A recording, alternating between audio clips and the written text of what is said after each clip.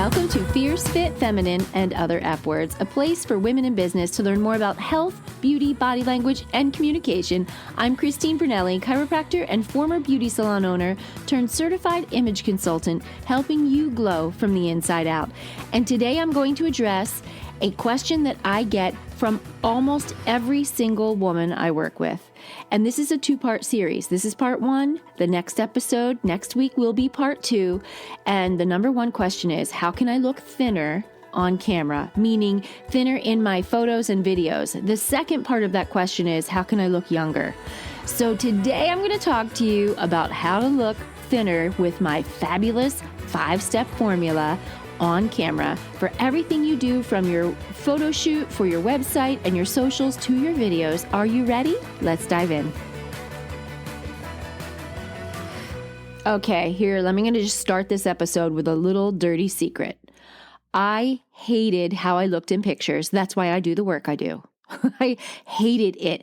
I would get tagged before I was really savvy to know that, this was years ago, before I was savvy enough to know, tagged photos don't have to, show up on my account on social media. I could learn how to block that. And also before I learned how to engage with a camera lens so that I looked better on camera. I hated myself on camera. I hated my face. I didn't like my body.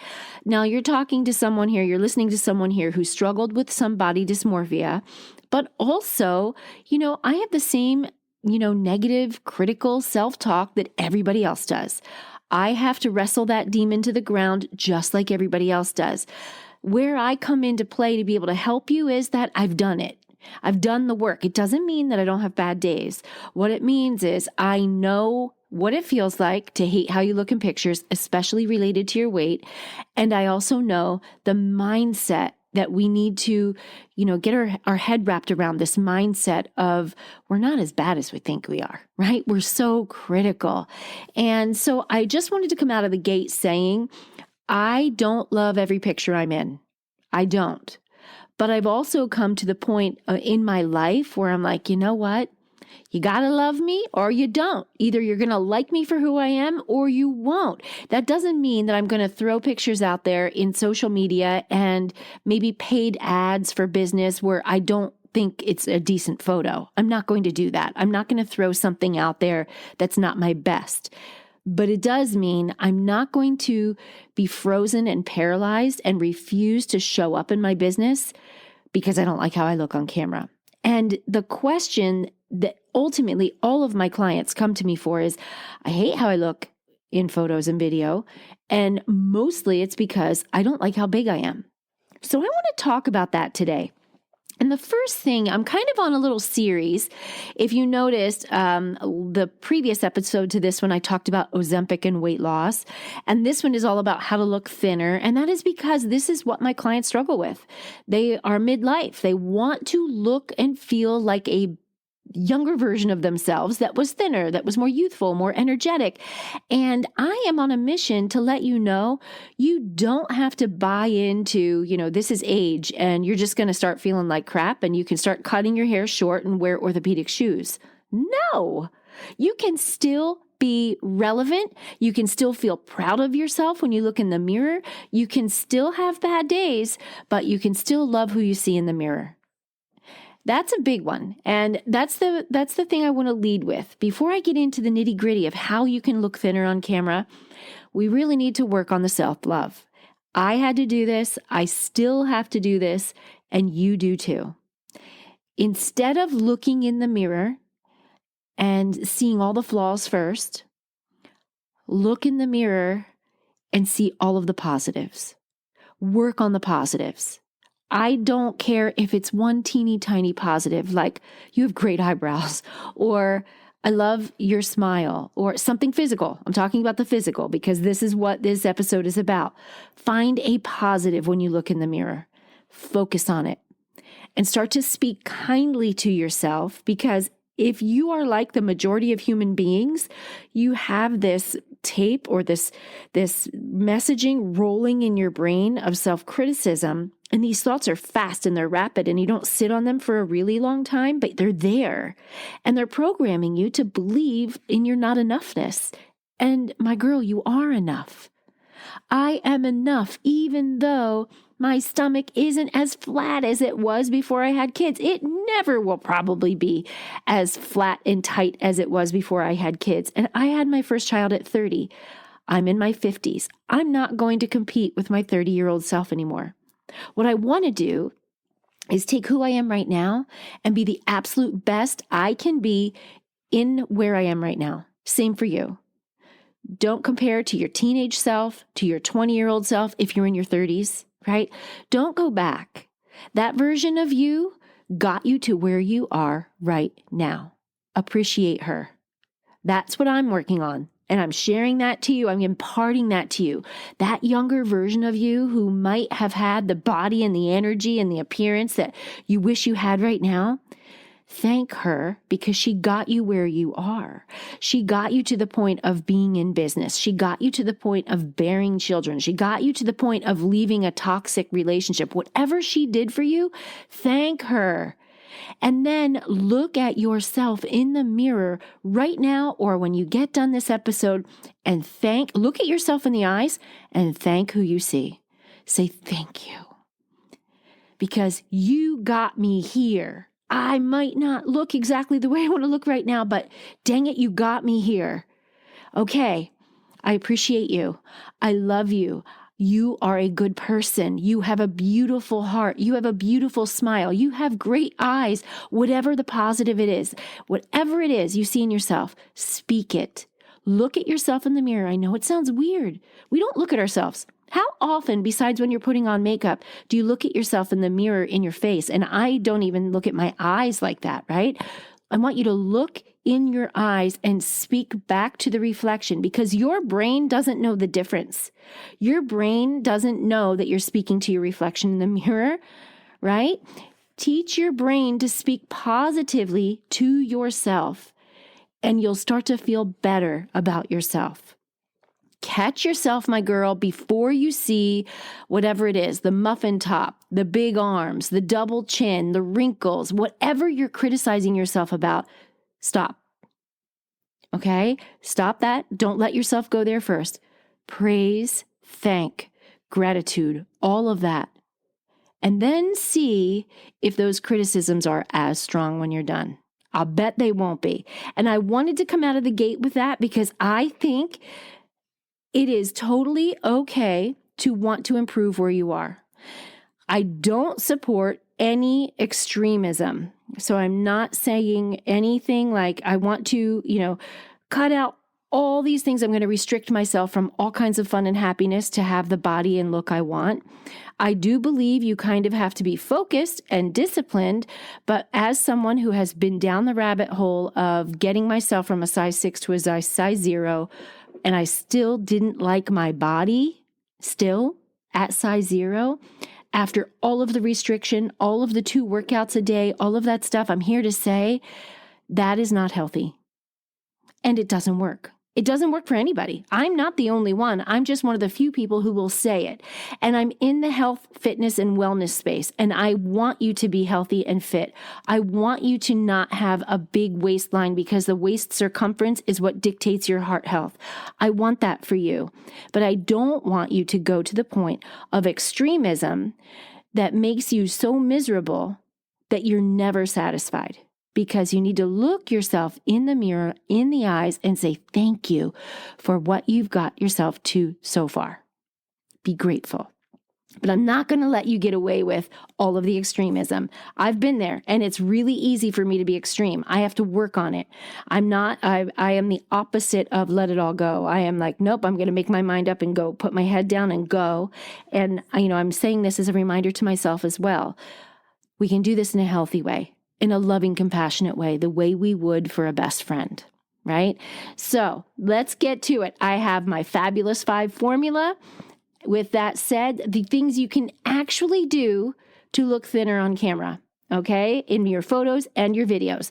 I'm a chiropractor by profession. I've done that. That's 30 years and counting on my license. So I'm going to talk about this first. Posture. Of course, I'm going to talk about this first, but it's something a lot of people don't talk about. How are you sitting right now? Oh, you started to think about it, didn't you? Sit up straight. When you're getting your pictures taken or when you're on video, Your posture can contribute to how your body looks on camera. If you're slouched over, if you have your arms crossed in front of your body, those are two things that are going to make you look bigger. When you have a photo shoot, videos are a little different because we're not staying still. For the most part, we're moving a little bit. But if you're getting your picture taken, don't have your arms close to your body. It adds bulk. Have you ever thought about that? Don't cross your arms in front of your body because that's a body language that says I'm closed off. It also says you're confident, but it says I'm not open to hearing what you have to say. So get those arms away from your body. Stand up really tall. I mean, pick up the girls. Do you know what I'm talking about? Chest up, right? Pull in your midsection, but breathe. And this is something you can work on before your photo shoot, right? You don't want to look like a nutcracker soldier, like standing there really strong and firm. You want to be relaxed, but also tall, separating your rib cage, lift, tall spine, head up, not hanging forward with a forward head carriage, that causes the hump on the top of your back. We don't want that. We want shoulders back, the girls lifted, separate and lift from the waistline so that you're a little bit taller, because a lot of times we slouch and we do it all day and don't notice how much bigger it makes us look. Posture matters. Body positioning and body language matters. So you want to make sure, besides having the arms away from your body, that if it's a still shot, don't be square to the camera. Do a slight pivot. If you look at any models in magazine spreads, any cover shoots, if it's not just a headshot, you'll notice a lot of them are pivoted. But even on the headshot, they might be slightly pivoted where their shoulders are turned away from the camera and their head is turning toward. It is very slimming. It's more flattering. It is not trickery at all. It's not making you look like someone you're not. You're not holding the camera like 10 feet above your head so that it's zooming down on you, looking down on you really low. We'll talk about that in a minute. It is just the way you position your body to look thinner. The biggest thing is get your arms off of your body. Have them out to the side, hand on a hip or somewhere so that there's space in between maybe your arm and your elbow and your waistline. All right, posture out of the gate, done. Second thing, dress for your body type and choose clothes that fit. I am like sweater weather. I love it. I'm in the big, yummy, oversized sweaters right now. And every time I see a picture of myself, I am reminded, as good as that feels in person, and I love it. Like throwing a big, bulky, oversized sweater with some leggings and high heels, or, tucking part of it into the jeans, whatever it might be. Great for in person. Great for hanging out and being comfortable. Terrible for photos and videos. It makes you look 3 times or 4 times bigger than you are. I know it feels counterintuitive to wear clothes that actually show your body when you're not confident in your body, but you have got to choose clothes that fit closer to your body if you want to look thinner on camera. Nothing too blousy. It never works. I'm telling you, I've seen it. I've done it myself. I've seen it in other people. And if you're busty, you already know this. If you wear something that's blousy and you're already busty, it doesn't come in to your waistline unless you belt it. And if you're self-conscious about your midsection, you're probably not belting, which, by the way, you should be. It's one of the number one mistakes that women make is they don't use a belt after they're a certain size because they feel like they shouldn't show off their waistline. And actually you should, because it gives your body more definition. So choose clothes that fit, not oversized. And now let's talk about your body type. Okay, I can't do a lot of this like specific and tell you what body type you are in a podcast episode, but I can give you a general idea. You might be able to figure this out. I don't call anyone apple, pear, or any of that other food because I have food issues and you might too. We are not food. We have enough issues with food. So we're going to go with geometry. And if you know how to take your measurements, you take your measurements at your bust at the fullest part, your waist at the smallest part, and your hips at the fullest part. Take those 3 measurements. And then you want to determine if you are a rectangle, a triangle, an upside down triangle, maybe you're round, or you're an hourglass. And once you determine, based on geometry, what you are, you dress for that body type. Now, when I say dress for that body type, I mean if you're round or hourglass, which is a curved body type, you dress completely different than someone who is a triangle or a rectangle. Actually, round and rectangle have a very similar challenge. If you're a round or you're a rectangle body type, you don't have waist definition. So the goal of your clothing is to try to create the illusion of having a waistline. You don't want to wear something so blousy that it accentuates your rectangular shape or your round shape. You want to create an illusion of a waistline. You don't naturally have one. You know what's interesting about body types is whether you gain weight or lose weight, your body type remains the same. And pregnancy, of course, is different. But I mean, if you gain 30 pounds or lose 50 pounds and you're a triangle body type, you're still a triangle body type because a lot of it has to do with framing in your frame. So if you are, once you determine your shape, the number one goal, and this needs some explanation because I don't want to say there's a perfection in a body because there's no perfection. But clothing is created based on the hourglass figure. Designers, clothing manufacturers call the hourglass the ideal. Okay, hourglass doesn't have to mean size 0, teeny tiny. You can be a size 22 and an hourglass. The waistline in an hourglass is typically 7 to 13 inches smaller than the shoulders and the hips. So your shoulders and your hips are going to be similar. If you can imagine an hourglass right now in your mind, or if you were to draw it, you notice how it tapers in the center, right? Well, the shoulder and the hip measurements are equal. The waist is pinched at 7 to 13 inches. So when they make people look a certain way on runway or whatever, the goal is to look like an hourglass. That isn't because hourglass is perfect. It's because they needed one standard, universal, to create clothing. So for your eye, you don't even know this, but subliminally, when you look at something, and you say, oh my gosh, that looks amazing, it's almost always because they created harmony with the body's natural lines and they made that person look hourglass shaped. And if you think about it, probably in your mind, hourglass would be like an ideal, right? You have a size in your mind that you want to be and that shape with a smaller waist than the hips, the whole thing.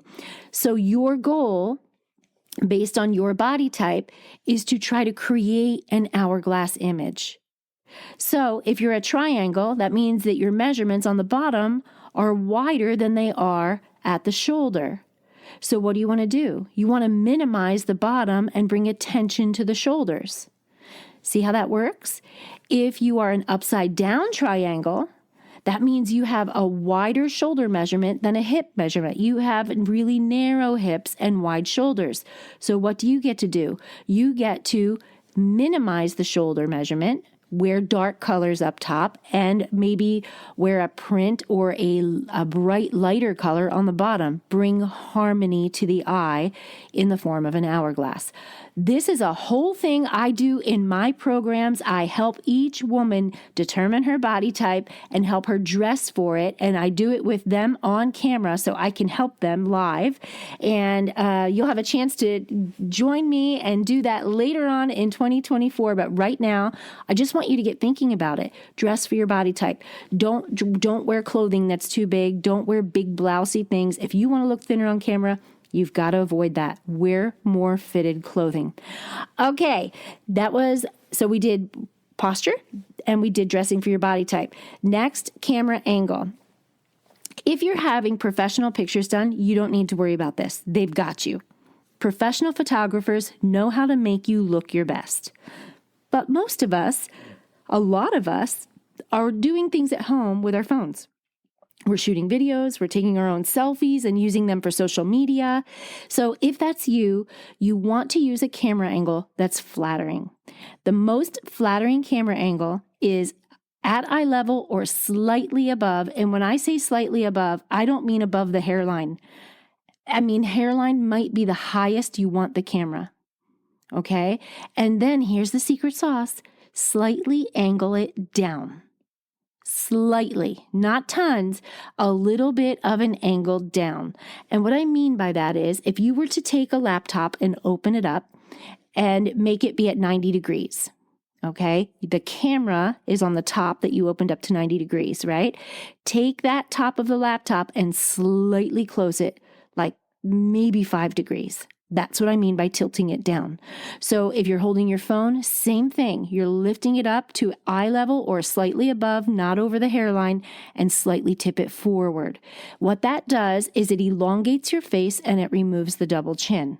If you're showing your whole body, it will make your body appear slightly smaller. That's an easy one. Everybody can do it. Okay, here are the two things that a lot of people don't know. Number 4 and number 5 of the fabulous formula to help you look thinner on camera. Number 4 is if you're having photos done or you're doing like a series of videos and you're really self-conscious about how you look and feel as far as your weight goes on camera, 2 weeks, maybe 4 weeks before your photo shoot, before your professional shoot, or before you're going to batch record, cut sugar out of your diet and excess salt. If you want to be extra, you can cut alcohol 30 days before a photo shoot. And a lot of people go on a crash diet for a photo shoot, and you really shouldn't. You should just maintain healthy eating all the time so that you don't have to go on a crash diet when it's time for your photo shoot. Then you're always ready. Then you can take pictures year round and be prepared. But what this does is you can do in a month easily drop 10 pounds or go down one size. You're going to feel so good. But the excess salt, let's just say chips, salsa, and margarita night with the girls, you are bloated the next day and the day after. Don't do that before you're going to record videos and photos. If you feel self-conscious about your weight on camera, it adds because the salt creates you holding water. There's water retention. We don't want that. Instead, you want to drink a ton of water. And when I say a ton, enough to make you run to the bathroom a lot. Pure water. Hydrate and fill up on a bunch of good snacks like raw fruits and vegetables and nuts and things like that instead of sugar and excess salt. You will thank me later, trust me. I say 14 days for sure, 30 days is ideal before a photo shoot. And if you are doing this on the regular at home, then you might want to make it a lifestyle change. Don't cut sugar all the way out, but cut back on sugar. Because it does add to the blow. It adds to how our size looks on camera. And if this is something you struggle with, that might be something you're doing. There's a good chance. Okay, the last thing that you can do to look thinner on camera, are you ready for this? Shocker. You all know it. Exercise. What if you started exercising 30 days before a photo shoot? How good would you feel? You know, if you go like to the gym for like 3 days in a week and you haven't been in 10 years, you feel like, oh, I can conquer the world. My body feels good. Even if it hasn't visually changed a ton, you feel better in your body. When we push our body in exercise, when we do things that are challenging to us, when we break a sweat, we develop body confidence that we don't have when we're not doing that. That body confidence is there regardless of whether the scale changes. It stays until the scale changes. If you've never really exercised, you don't know this. You don't know it, but it's true. If you go, 3 days a week, let's say, or you're doing home workouts 4 days a week, start small. Start for 15 minutes. Build it up to 30 minutes. Don't try to be a weekend warrior and, go all in. Just do it. You will start to feel so good that you're going to like how you look better because the confidence is building up in you. You don't see a change in your body from exercise and healthy eating for about 6 weeks. It takes time. I mean, you might see drastic change. Don't get me wrong. If you go on any kind of extreme diet and you lose 8 pounds in a week, all the water weight and all of that stuff, you'll see change. But I'm talking about real change. You won't really notice it for about 6 weeks. And then you're going to be like, wow, these jeans actually have some room. I can put 2 fingers in the waistline. Or, wow, I haven't worn these jeans in 3 years and I can finally shimmy into them. You'll see a change, but you have to be consistent. But before that 6-week point, before you start to see change, you start to feel change. You feel better about yourself. You feel better in your body. You feel healthier. And when you're on camera, you feel better about how you look. I can guarantee you that's it. That is the Fab 5 formula for looking thinner on camera. Recap: great posture, dress for your body type, camera angle, then cut sugar and excess salt, and exercise. And my girl, you are going to like it so much more when you look on camera and see yourself. I promise all of those combined work. Now hit subscribe so that next week you can hear how to look more youthful, younger, and vibrant on camera. And until then, have a fierce, fit, feminine, and fabulous day.